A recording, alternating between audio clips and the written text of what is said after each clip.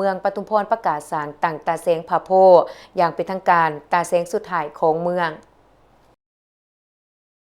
ในวันที่25 มีนาคม 2026 นี้เมืองปทุมพรแขวงจำปาสักได้จัดพิธีประกาศสร้างตั้งตาเสงผาโพอย่างเป็นทางการซึ่งเป็นตาเสงที่5เป็นตาเสงสุดท้ายของเมืองเพื่อก้าวเข้าสู่การบริการแบบใหม่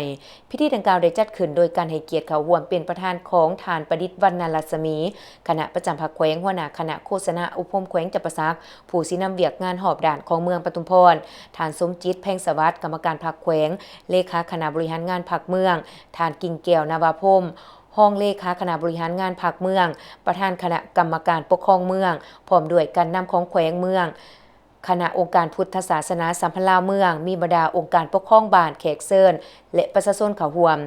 ในโอกาสนี้ท่านกิ่งแก้วนาวาพรมห้องเลขาคณะบริหารงานภาคเมืองประธานคณะกรรมการปกครองเมืองได้รายงานการกะเกียมความพร้อมซึ่งให้ฮู้ว่าตาเสงผาโพเมืองปทุมพรมีที่ตั้งสำนักงานอยู่บ้านแกแล่โดยนำใส่ห้องการกลุ่มสมิงเป็นบอนประจำการและเฮ็ดเวียกขององค์การปกครองตาเสงเป็นตาเสงที่ได้รับการสร้างตั้งขึ้นเป็นตาเสงที่5ของเมืองปทุมพรการสร้างตั้งตาเสงก็เพื่อจัดระบบการบริหารและการบริการปกครองของรัฐให้เป็นการบริหารรัฐโดยแม่นพนักงานสังกัดรัฐเป็นผู้บริหารโดยตรงการบริหารรัฐและการปกครองโดยรวมแล้วแม่นปฏิบัติตามทิศของพรรคและรัฐบาลซึ่งมีสมาชิกสภาแห่งชาติได้รับรองเอารัฐธรรมนูญฉบับปรับปรุงปี 2025และกำหนดการปกครองท้องถิ่นฉบับปรับปรุงปี 2025โดยนำเอาการกำหนดปกครองท้องถิ่นออกมาเป็น3ขันคือขันแขวงประกอบมีนครหลวงและแขวงขันเมืองประกอบมีเมืองและนครขันตาแสงประกอบมีตาแสงส่วนบ้านเมนเป็นหัวหน่วยซุ่มซ่น1ที่ขึ้นกับตาแสงผาโพมีเนื้อที่ทั้งหมด 30,172 เฮกตาร์จากกลุ่มผาโพ7บ้านและกลุ่มสมิง6บ้านมีจำนวนบ้านที่ขึ้นกับทั้งหมด13บ้านคือบ้านผาโพบ้านพะลายบ้านพักคะบ้านน้องหมักเอกบ้านตาวางบ้านตะอองบ้าน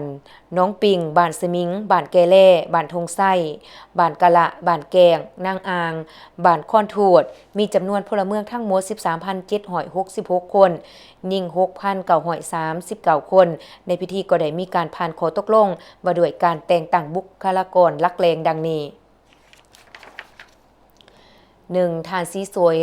พันธะเสนากรรมการพรรคเมืองเป็นประธานคณะกรรมการปกครองตาแสง 2. ฐานพันตีสิทธิประเสริฐแก้วภาคูณเป็นห้องประธาน 3. ฐานคำสอนพันศิริเป็นห้องประธานนอกจากนี้ยังได้มีการแต่งตั้งหัวหน้าหน่วยงานและพนักงานส่วยเวียกเพื่อประจำการในแต่ละโครงเขตเวียกงานอย่างครบถ้วนในตอนท้ายฐานประดิษฐ์วรรณรัศมีก็ได้ให้เกียรติโอลมและ4ทิศเนียงทางโดยเน้นนักให้คณะบริหารงานตาแสงสุดใหม่